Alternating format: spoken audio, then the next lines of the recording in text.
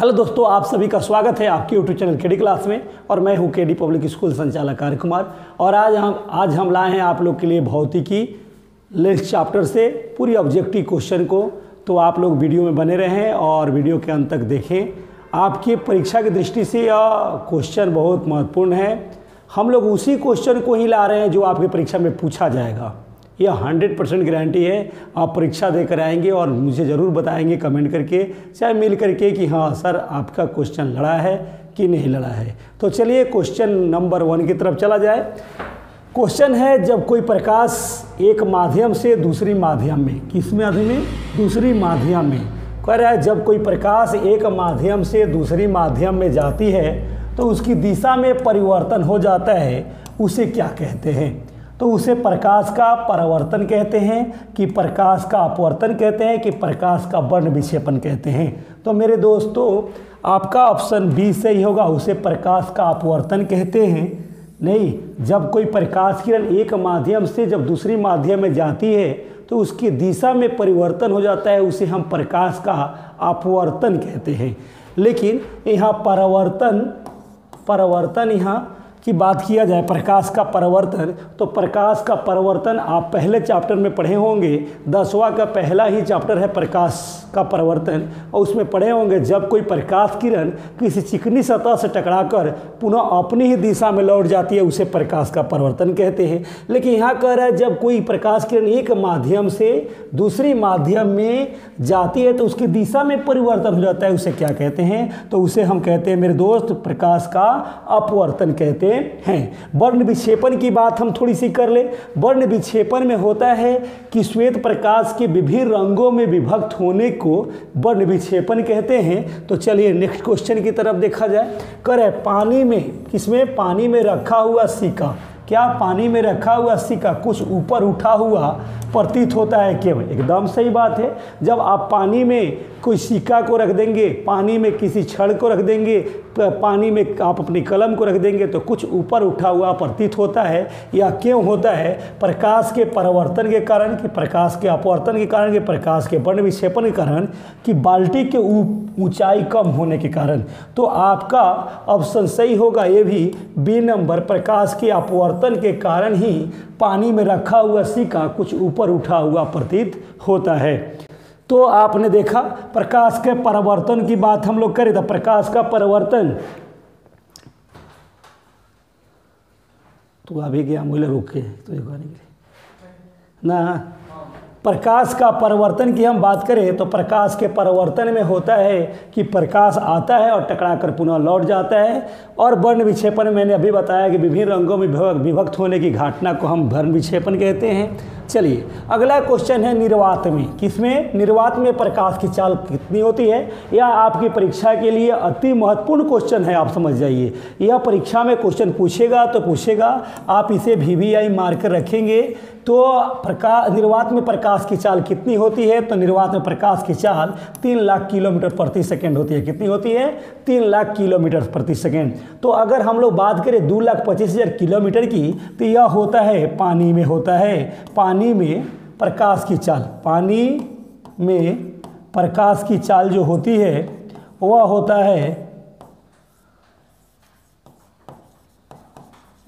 है आपका 2,25,000 किलोमीटर। अगर हम बात करें 2 लाख किलोमीटर प्रति सेकेंड की, तो यह होता है कांच में। किस चीज़ में होती है? कांच में। कांच में प्रकाश का चाल होता है 2 लाख किलोमीटर प्रति सेकेंड।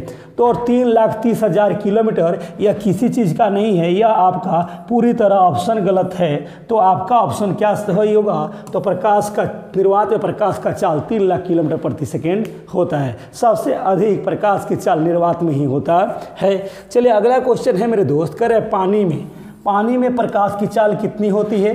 3 लाख किलोमीटर प्रति सेकेंड, 2 लाख किलोमीटर प्रति सेकेंड, 2,25,000 किलोमीटर प्रति सेकेंड। तो आपका सी सही ऑप्शन होगा। 2,25,000 किलोमीटर प्रति सेकेंड होता है। किस चीज़ में? तो पानी में प्रकाश की चाल होती है। कितना? 2,25,000 किलोमीटर। चलिए अगला क्वेश्चन है मेरे दोस्त, जिस माध्यम का प्रकाशीय घनत्व जितना ही अधिक होता है उसमें प्रकाश की चाल क्या होती है? अधिक होता है कि कम होता है कि कभी अधिक होता है, यहाँ अधिक होगा, कभी अधिक तो कभी कम होता है कि इनमें से कोई नहीं। तो बता रहा है जिस माध्यम का प्रकाशीय घनत्व जितना ही अधिक होता है उसमें प्रकाश की चाल उतना ही अधिक होता है, और आपका ऑप्शन ए सही हो जाएगा। चलिए अगला क्वेश्चन मेरे दोस्त कर रहा है, जब कोई प्रकाश किरण सघन माध्यम से विरल माध्यम में जाती है तो क्या होता है? अभिलंब की ओर मुड़ जाती है कि अभिलंब से दूर भागती है कि सीधे निकल जाती है कि इनमें से कोई नहीं? तो आपको याद रखना है जब कोई प्रकाश किरण सघन माध्यम से विरल माध्यम में जाती है तो विरल विरल माध्यम में जाती है, तो विरल माध्यम में सघन से जब विरल माध्यम में जाएगी तो विरल से आपको याद रखना है कि विलंघन होगा। क्या होगा? विलंघन। और विलंघन का मतलब होता है दूरी, नहीं होता है, तो यह अभिलंब से दूर भागेगी। क्या होगा? सघन माध्यम से विरल माध्यम में जाएगी तो अभिलंब से दूर भागेगी, और आपका ऑप्शन बी सही होगा। कब? आपको याद रखना है विरल माध्यम, सघन माध्यम से विरल माध्यम में जिसमें जा रही है उसको देखना है। तो विरल से बी से विरल और बी से विलंघन भी रखना है, और इस विलंघन का मतलब होता है दूर, तो ये इसको याद रखना है कि अभिलंब से दूर भागेगी। चलिए अगला क्वेश्चन है, जब प्रकाश विरल माध्यम से सघन माध्यम में जाती है तो क्या होता है? अभी मैंने बताया है कि सघन माध्यम से विरल माध्यम में, ये अभी सवाल आपका है कि विरल माध्यम से सघन माध्यम में जाती है तब क्या होता है? तो सघन मतलब होता है स से सघन, और स से मतलब सटना, यानी अभिलंब की ओर मुड़ जाती है, अभिलंब की ओर मुड़ जाती है, और आपका ऑप्शन ए सही होगा, वह अभिलंब की ओर मुड़ जाती है। तो आपने देखा होगा इस प्रकार से प्रकाश आती है तो ऐसे अभिलंब है, और यहाँ से निकलती है तो ऐसे मुड़ कर जाती है, नहीं? तो यही बात है। तो बता रहा है कि जब प्रकाश किरण विरल माध्यम से सघन माध्यम में, स से सघन और स से सटना, तो आपको याद रखना है कि वह अभिलंब की ओर मुड़ जाएगी, कि नहीं अभिलंब की ओर सटने लगेगी, तो अभिलंब की ओर मुड़ जाएगी। चलिए अगला क्वेश्चन है, कह रहा है कि आपतित किरण और निर्गत किरण के बीच लंबवत दूरी को क्या कहते हैं? तो विस्थापन कहते हैं कि पार्श्विक विस्थापन कहते हैं कि अपवर्तनांक कहते हैं कि इनमें से कोई नहीं? तो आपका जवाब होगा मेरे दोस्त, इसे हम पार्श्विक विस्थापन कहते हैं। क्या कहते हैं? पार्श्विक विस्थापन कहते हैं। किसे? आपतित किरण और निर्गत किरण के बीच, आपतित किरण और निर्गत किरण के बीच की लंबवत दूरी को पार्श्विक विस्थापन कहते हैं, और आपका ऑप्शन बी सही होगा। चलिए अगला क्वेश्चन कर है, कांच का अपवर्तनांक कितना होता है? किसका? कांच का अपवर्तनांक। थोड़ी सी कलम को हम लोग बदल लें। कांच का अपवर्तनांक कितना होता है? तो कांच का अपवर्तनांक होता है, कांच का अपवर्तनांक कितना होता है पूछ रहा है। तो कांच का अपवर्तनांक 1.5 होता है कि 1.33 होता है कि 3/4 गुनी होता है? तो आपका जवाब होगा ये सही, कांच का अपवर्तनांक 1.5 होता है, क्योंकि पानी का अपवर्तनांक 1.33 होता है, जानते होंगे आप, और 3/4 गुनी उसी को लिखा जाता है। पानी का अपवर्तनांक का 1.33 होता है, इसी को हम 3/4 गुनी भी लिखते हैं। तो यह नहीं होगा, ये दोनों ऑप्शन आपका गलत है, यह गलत ऑप्शन है, लेकिन ये सही होगा कि कांच का अपवर्तनांक 1.5 होता है। और पानी की बात किया जाए तो पानी का अपवर्तनांक 1.33 कहेंगे आप। चलिए अगला क्वेश्चन है, कर है पानी का अपवर्तनांक कितना होता है? देखिए नेक्स्ट क्वेश्चन आ ही गया कि पानी का अपवर्तनांक कितना होता है, तो आप जवाब देंगे 1.33 होता है। चलिए कर है हवा क्या है? हवा क्या है? सघन माध्यम है, विरल माध्यम है, कभी सघन होता है तो कभी विरल होता है कि इनमें से कोई नहीं? तो आपको याद रखना है कि हवा विरल माध्यम होगा, और आपका ऑप्शन सही होगा बी। क्या होगा? बी सही होगा, क्योंकि हवा विरल माध्यम है। सघन मतलब याद रखना है स से सघन, स से सटना, यानी कि जो घन हो, यानी कि जो कठोर हो, या कोई चीज़ हो, जैसे पानी हो गया, कांच हो गया, बर्फ़ की सीली हो गया, ये आपका सघन माध्यम होगा। अब विरल मतलब होता है जो दिखाई न दे, तो हवा ही आपको है। जो हवा को किसने देखा है? ना हमने देखे ना आपने देखे हैं। जब पेड़ों की डालियाँ झुकती है, हिलती है, तब हम लोग समझते हैं कि हवाएं बह रही है, इसलिए हवा विरल माध्यम होगा। और पूछ रहा है हवा क्या है, विरल माध्यम है कि सघन माध्यम? तो आपका जवाब होना चाहिए विरल माध्यम है। करें दो माध्यमों के निरपेक्ष अपवर्तनांक के अनुपात को क्या कहते हैं? अपवर्तनांक कहते हैं, अनुपात को क्या कहते हैं? अपवर्तनांक कहते हैं कि अपेक्षिक अपवर्तनांक कहते हैं कि अपवर्तन कहते हैं कि इनमें से कोई नहीं। तो आपका ऑप्शन ए सही होगा, उसे अपवर्तनांक कहते हैं। चलिए अगला क्वेश्चन है मेरे दोस्त, कह रहा है अपवर्तन के नियम होते हैं। पूछ रहा है अपवर्तन के कितने नियम होते हैं? तो प्रकाश के परावर्तन के 2 नियम होते हैं और प्रकाश के अपवर्तन के भी 2 नियम होते हैं। और आपका ऑप्शन ये सही हो जाएगा कि प्रकाश के अपवर्तन के 2 नियम होते हैं। चलिए अगला क्वेश्चन है, स्नेल का नियम होता है। किसका? स्नेल महोदय ने नियम को प्रतिपादित किए थे। वह प्रकाश के अपवर्तन का दूसरा नियम था। तो आपका ऑप्शन सही हो जाएगा ए, प्रकाश के अपवर्तन का दूसरा नियम ही स्नेल का नियम कहलाता है। इसे याद रखेंगे। चलिए अगला क्वेश्चन है, कर किसी कोण पर झुके 2 समतल पृष्ठों के बीच घिरे किसी पारदर्शक माध्यम को क्या कहते हैं? तो त्रिभुज कहते हैं कि अपवर्तन कोण, आपतन कोण कहते हैं कि परावर्तन कोण कहते हैं कि प्रिज्म कहते हैं? तो आपका ऑप्शन होगा सही ए, इसे हम प्रिज्म कहते हैं। किसी कोण पर झुके 2 समतल पृष्ठों के बीच घिरे किसी पारदर्शक माध्यम को हम क्या कहते हैं? प्रिज्म कहते हैं। और आपका ऑप्शन ए सही होगा। त्रिभुज आप जानते होंगे, 3 भुजाओं से घिरे हुए क्षेत्र को त्रिभुज कहते हैं। और यह मैथ का ऑप्शन है, मैथ के क्वेश्चन का एक ऑप्शन दिया गया है। आपतन कोण आप जानते ही होंगे कि आपतित किरण और अभिलंब के बीच खींचे गए बने कोण को हम आपतन कोण कहते हैं। परावर्तन कोण को भी आप जानते होंगे कि परावर्तित किरण और अभिलंब के बीच बने कोण को परावर्तन कोण कहते हैं। तो आपका ऑप्शन प्रिज्म सही होगा, इसे याद रखेंगे आप। चलिए कह रहा है कि आपतित किरण तथा निर्गत किरण, कौन सा? आपतित किरण तथा निर्गत किरण के बीच के कोण को क्या कहते हैं? परावर्तन कोण कहते हैं कि विचलन कोण कहते हैं कि आपतन कोण कहते हैं कि निर्गत कोण कहते हैं? तो उसे हम विचलन कोण कहते हैं। और आपका ऑप्शन बी सही होगा। आपतित किरण और निर्गत किरण के बीच के कोण को क्या कहते हैं हम? तो विचलन कोण कहते हैं। परावर्तन तो आप समझ ही रहे होंगे, परावर्तित होना। आपतन कोण अभी मैंने बताया है, आपतित किरण और अभिलंब के बीच के कोण को हम क्या कहते हैं? आपतन कोण कहते हैं। आपने ऐसा देखा होगा, ये आने वाली आपतित किरण है, जाने वाली परावर्तित किरण है, इसके बीच में खींचा गया लंब। तो ये वाला जो कोण बनता है इसे हम आपतन कोण कहते हैं। तो यह प्रकाश के परावर्तन चैप्टर का क्वेश्चन है और उसमें का ऑप्शन दिया गया है। तो इसे आप समझ गए होंगे, आपतित किरण तथा निर्गत किरण के बीच बने कोण को हम क्या कहते हैं? विचलन कोण कहते हैं। और आपका ऑप्शन बी सही है। चलिए अगला क्वेश्चन है मेरे दोस्त, कह रहा है पारदर्शक क्या है? पारदर्शक पदार्थ का वह टुकड़ा जो 2 निश्चित ज्यामितीय सतहों से घिरा होता है उसे क्या कहते हैं? लेंस कहते हैं कि समतल दर्पण कहते हैं कि दर्पण कहते हैं कि कोई नहीं? तो इसका आपका जवाब होगा ऑप्शन ए सही, उसे लेंस कहते हैं। क्या कहते हैं? लेंस।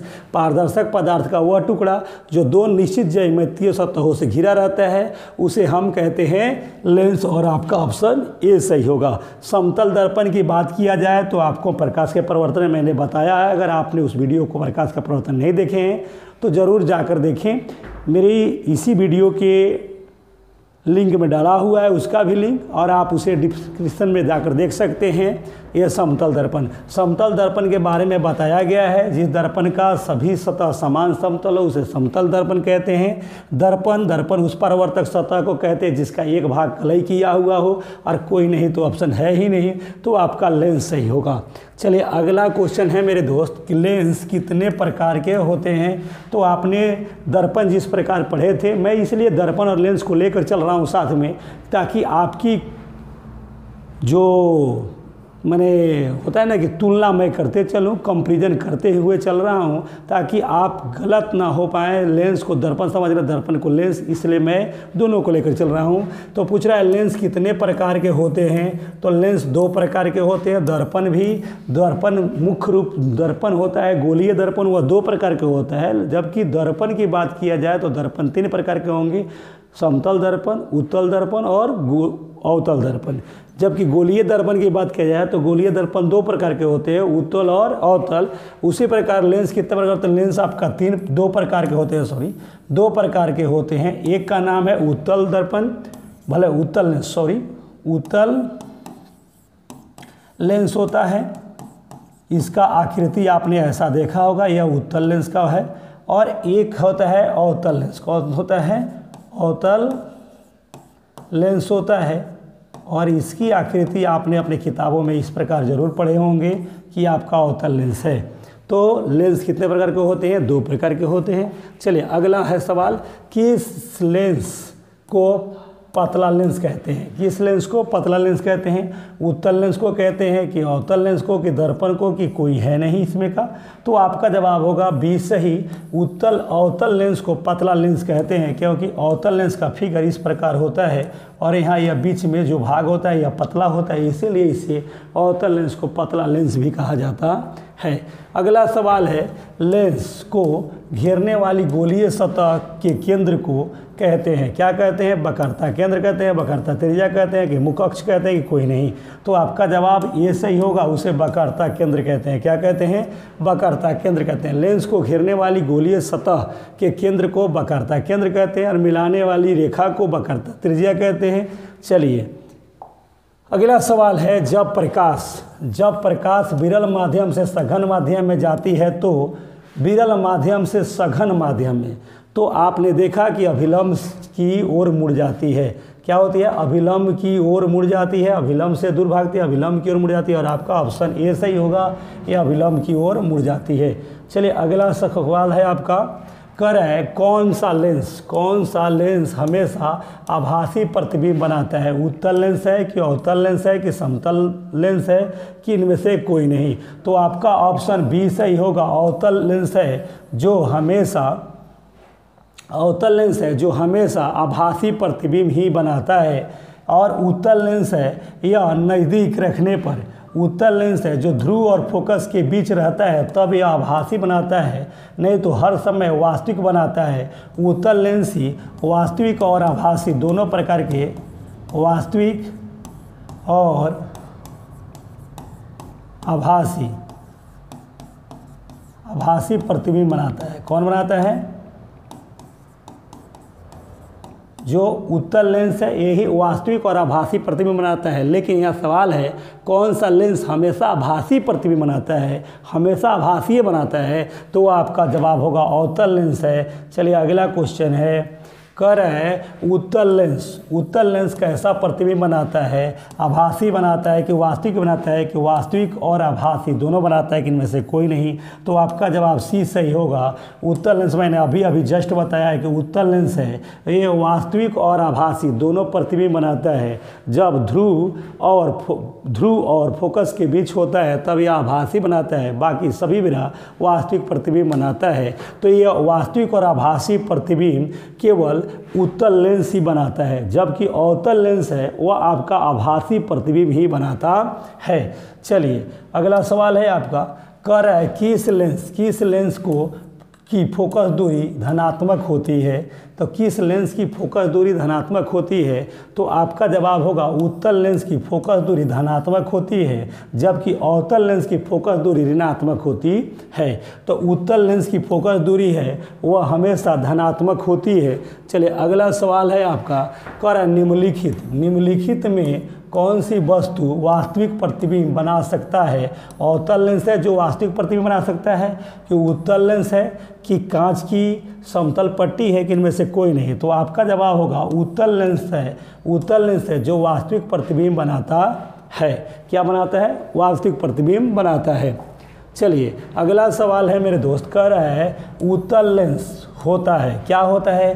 किनारे की अपेक्षा बीच में मोटा होता है कि बीच की अपेक्षा किनारे का भाग मोटा होता है कि इनकी मोटाई सभी जगह समान होती है कि मोटाई होगा यहाँ पर सभी जगह समान होती है कि इनमें से कोई नहीं? तो आपका जवाब होगा उत्तल लेंस। देखे होंगे उत्तल लेंस का फिगर, उत्तल लेंस का फिगर आपने देखा होगा, इस प्रकार होता है और उत्तल लेंस के बीच का भाग मोटा होता है। क्या होता है? तो किनारे की अपेक्षा बीच में मोटा होता है और आपका ऑप्शन ए सही होगा। तो आप लोगों ने भी जब क्वेश्चन में, जब परीक्षा में जब आपके क्वेश्चन सामने से गुजरे तो उसकी ऑप्शन को ज़रूर बारीकी से पढ़ें और ध्यान रखते हुए तब जा कर के गोला को भरें, वरना आप सही सवाल जानते हुए भी आप गलत ऑप्शन को मार देंगे और उसके वास्ते आप पछता कर रह जाएंगे। तो इससे कुछ नहीं होगा मेरे दोस्त। इसलिए आप लोग पूरी होशियारी से, समझदारी से, बारीकी से सवालों को पढ़ेंगे, उसके बाद अब गोला को भरेंगे। ठीक, आपकी एक अंक भी हम लोगों के लिए और आपके लिए, दोनों के लिए बहुत महत्वपूर्ण है, इसलिए आप बारीकी से ध्यान रखते हुए पढ़ेंगे। तो किनारों की अपेक्षा बीच में मोटा होता है कौन सा लेंस? तो उत्तल लेंस। तो वही पूछ रहा है, उत्तल लेंस होता है। चलिए अगला सवाल है आपका, कह रहा है उत्तल लेंस में बना प्रतिबिंब होता है, क्या होता है? बराबर और सीधा होता है कि बराबर और उल्टा होता है कि उल्टा और सीधा दोनों होता है कि इनमें से कोई नहीं? तो आपका जवाब होगा सी सही, या उल्टा और सीधा दोनों प्रतिबिंब बनाता है कौन? उत्तल लेंस है। चलिए अगला क्वेश्चन है, मोटे लेंस की क्षमता पतले लेंस की तुलना में नगण्य होती है, कम होती है कि अधिक होती है? तो आपका ऑप्शन बी सी सही होगा, अधिक होती है। चलिए अगला क्वेश्चन है, कह रहा है जब कोई भी बीम अनंत पर रहता है तो उत्तल लेंस द्वारा उसका प्रतिबिंब कहाँ बनेगा? यानी कह रहा है कि उत्तल लेंस में कोई वस्तु अनंत पर रख दिया जाए तो उसका प्रतिबिंब कहाँ बनेगा? फोकस और लेंस के बीच बनेगा कि फोकस पर बनेगा कि फोकस की दुगुनी दूरी पर बनेगा कि फोकस और अनंत पर बनेगा? तो आपका ऑप्शन बी सही होगा कि फोकस पर बनेगा। अनंत पर अगर वस्तु को रख दिया जाए तो उसका प्रतिबिंब फोकस पर बनेगा। चलिए अगला सवाल है, लेंस का प्रत्येक छोटा भाग उत्तल दर्पण की तरह होता है कि दर्पण की तरह होता है कि प्रिज्म की तरह होता है कि लेंस की तरह होता है? किसका? लेंस का प्रत्येक छोटा भाग। तो यह प्रिज्म की तरह होता है और आपका ऑप्शन सी होगा। नहीं, क्या होता है? लेंस का प्रत्येक छोटा भाग हमेशा प्रिज्म की तरह होता है, तो आपका ऑप्शन सी होगा। चलिए अगला सवाल है, सवाल ख़त्म है। Thank you for watching my channel KD class. आप सभी को अगर यह वीडियो अच्छा लगा हो तो लाइक, कमेंट, सब्सक्राइब जरूर करेंगे और अपने दोस्तों में शेयर करेंगे। हाँ, अगर आप हमारे चैनल पर नए हैं तो चैनल को सब्सक्राइब करें। तब तक के लिए धन्यवाद। मिलते हैं नेक्स्ट वीडियो में नेक्स्ट दिन। जय हिंद, जय भारत।